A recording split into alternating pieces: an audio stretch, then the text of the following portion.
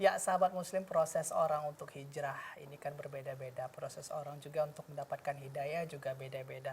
Termasuk ketika orang terlilit hutang, tidak semua juga orang langsung menerima hidayah, kemudian langsung dapat petunjuk jalan yang lurus, apa yang harus dilakukan. Nah, kalau pada kasus orang kan juga banyak, Pak. Ketika dia walaupun dalam kondisi punya masalah terlilit hutang, bingung menyelesaikan masalahnya, tapi juga tetap masih belum paham. Ini adalah sebenarnya teguran dari Allah. Kemudian masih menutup diri untuk bisa menerima bahwa ini adalah hidayah untuk saya harus keluar dari masalah ini. Lalu kalau pada orang-orang dengan situasi seperti ini, bagaimana cara meyakinkan ataupun bagaimana cara supaya mereka terbuka pikirannya bahwa yang dijalani sekarang ini memang sudah salah gitu, dari Pak Abdul mungkin. Ya, saya dulu juga demikian Bang Amron. Jadi dulu istri saya bilang, waduh jangan banyak-banyakin lah hutang katanya. Jadi saya bilang waktu itu, pengusaha mana yang nggak berutang? Dari yang kecil sampai yang gede, yang namanya konglomerat pasti berutang saya bilang. Wah, jadi istri pun nggak apa namanya, ya udahlah diem aja gitu. Karena kalau melawan suami bahaya kan, walaupun suami kan gitu kan. Nah, memang banyak yang seperti itu. Jangankan yang masih lancar ya, yang sudah galau aja, sudah gegana dengan hutang, masih juga belum menemukan apa namanya jalan hijrah lah kita bilang ya. Ya, jadi untuk meyakinkannya sebenarnya gini Bang Abror. Dulu saya juga tahu bahwasanya apa namanya itu riba itu rentenir. Setahu kita. Setahu kita rentenir, Ya, rentenir. yang beredar di masyarakat. Iya kan, yang beredar di masyarakat, di rentenir, tengah-tengah masyarakat. betul. Jadi kalau bank, Itu bukan. apalagi kredit mobil, kredit sepeda motor, kredit perabot gitu ya, itu bukan apa namanya, Riba. bukan riba gitu loh. Itu pengetahuan kita sebenarnya, pemahaman yang belum sampai ke mereka. Ya kan bank membantu kita katanya. Kita bantu bank. Bank Iya, membantu kita kalau Dan dulu. kita juga bantu bank karena untuk gaji. Iya. Kalau kita jadi sapi perahnya sebenarnya. Mikirnya saling menguntungkan. Saling menguntungkan. gitu Dulu ya. Oke. simbiosis mutualisme. Ya, kalau nggak kredit macam mana punya rumah? Macam mana punya mobil kan bantu. Kok riba pula, itu yang kita ketahui dulu. Jadi masalah pemahaman. Nah, bagaimana caranya, jalan keluarnya? Ya itulah ikut kajian gitu kan. Kajian riba, fikih muamalah. Ya, dari bisnisnya apanya segala macam. Ternyata riba itu luar biasa. Tadi yang saya sampaikan dimusnahkan Allah, bukan malah dibantu kan begitu kan, Allah perangi kalau kita udah tahu. Kemudian dosa paling kecil ada 73 tangga, 73 tingkatan, yang paling kecil sama dengan berzina dengan ibu kandung sendiri. Coba bayangin. Ternyata ini ayat-ayat ini dulu nggak sampai. Pernah kami satu saat silaturahim dengan para alumni pesantren. Saya nggak usah sebut lah pesantrennya apa. Jadi kita menyampaikan riba itu begini-begini. Sharing. Di akhir acara mereka bilang, padahal ini terkemuka nih lo ya. Pesantrennya. Terkemuka. Kami dulu nggak belajarnya sampai di sana. Ayat itu nggak sampai. Nggak sampai. Padahal pesantren ini loh. Nah, dulu pun kan kita gitu juga di sekolah. Di kajian. Mana orang tuh Al-Baqarah 275, 278, 279 itu dibahas. Hadis-hadis tentang riba dosanya sebagaimana. Kalau dulu kan judi, minuman keras itu aja. Yang makanan yang haram gitu aja kan. Masalah riba ya yang tahu kita rentenir. Ya kan yang ibu-ibu bawa ini itu.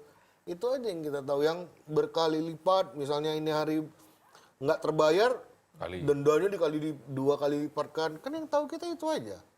Padahal sebenarnya banyak ya. Yang lembaga-lembaga seperti ini lebih riba jahiliyahnya lebih daripada jahiliyah lagi, luar biasa. Jadi memang masalah pemahaman. Ketika kita sampaikan pemahaman, kecuali dia masih bisa sanggup bayar ya, masih merengkel sih. Cuman tugas kita kan ikhtiar memang, mendakwahi, cuman sekedar mendakwahi. Masalah hidayah kan Allah Ta'ala. Jadi itu, kita nggak usah mikirkan dia bakal berubah atau tidak. Tapi yang penting kita sampaikan. Bang Billy, tambahan Iya, mungkin? mungkin juga gini, kalau memang kayak Bang Abror bilang tadi mau bilang, kan belum tentu dapat hidayah tuh. Nah, memang hidayah tuh nggak bisa.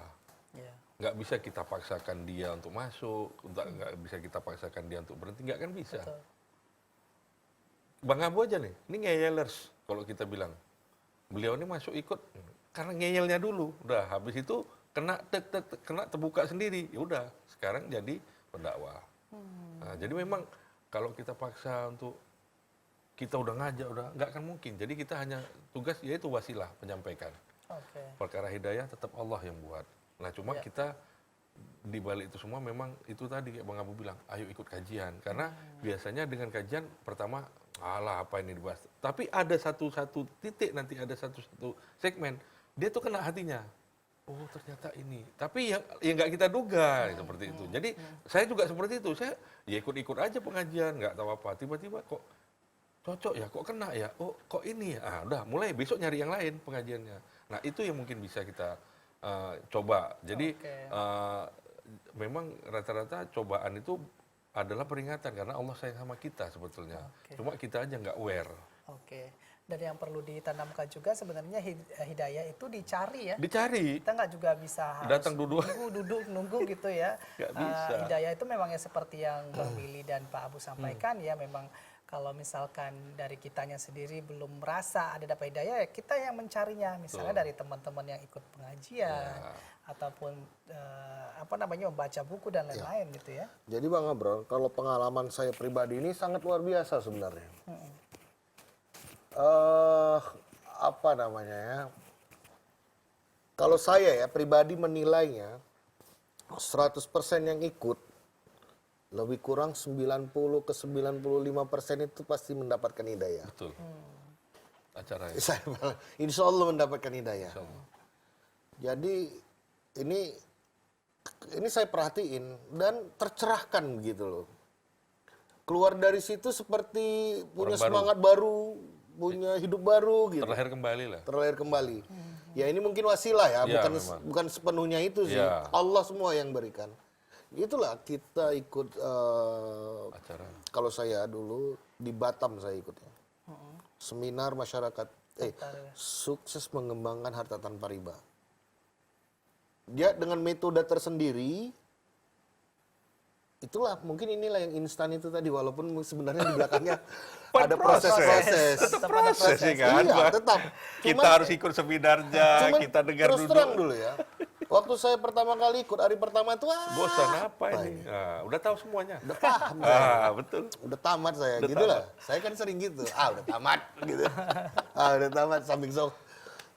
Hari kedua itu, dan bukan saya sendiri, banyak orang. Hari kedua barulah terjemput hidayah itu. Tapi kan kita- berusaha Bang kan? Ya usaha. tetap proses berangkat juga kan. Namanya Nah, hidup itu loh ya tetap maksudnya. proses kan. Nggak mungkin tiba-tiba doa langsung Nggak ada hidayah itu pun seperti proses itu. juga berdoa. Proses. Itu dia, Oke, Bang. oke. Nah, kalau boleh tahu Bang, mungkin proses instan yang Abang dapat itu maksudnya seperti apa? Ya itu artinya ini rupanya. Jadi gini, kalau saya panjang lagi nih terpaksa tambah durasinya nih kalau saya testimoni nih. Dulu saya tahun 2014 itu udah keliling semua guru-guru saya datengin. Ya kan? Ya dibilang lah tahajud, duha, sedekah dan segala macam lah. Untuk menyelesaikan. Ya kan, almarhum Ustadz Arifin Ilham, Syekh Ali Jaber, ketemu yang top-top. Ustadz Udah Nazaruddin. ketemu, oh itu kalau itu udah setiap hari ya.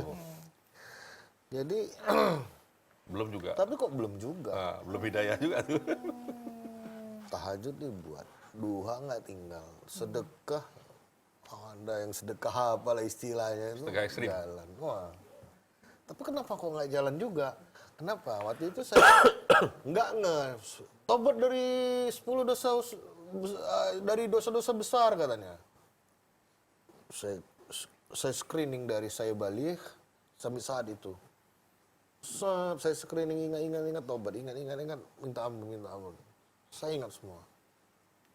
Tapi satu ada yang tak tersebutkan di dalam itu. Nggak secara gamblang dia. Jadi dibuat di situ memakan harta haram aja gitu loh. Iya kan? Nggak disebut riba. Iya. Seperti itu saya masih nyicil mobil, masih nyicil sepeda motor, masih nyicil bank gitu kan.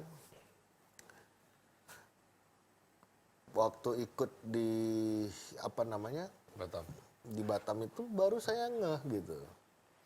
Ini rupanya. Ini rupanya. Yang terakhir Yang dosanya. ganjel Yang tadi ganjel. ya.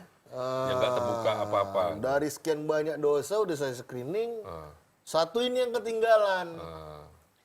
Durhaka sama orang tua, saya datangin ibu saya, kebetulan tinggal ibu kan.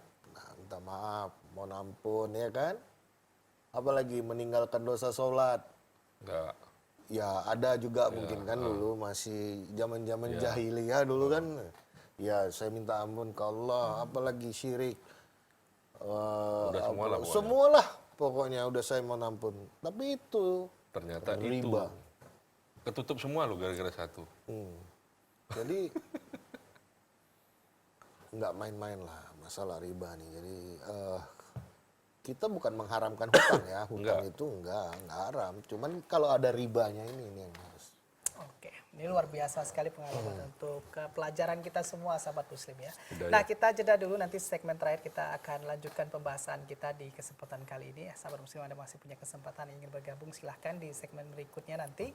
Dan sahabat muslim, kita jeda dulu, jangan kemana-mana, tetap di program Bebas Hutang, kami segera kembali.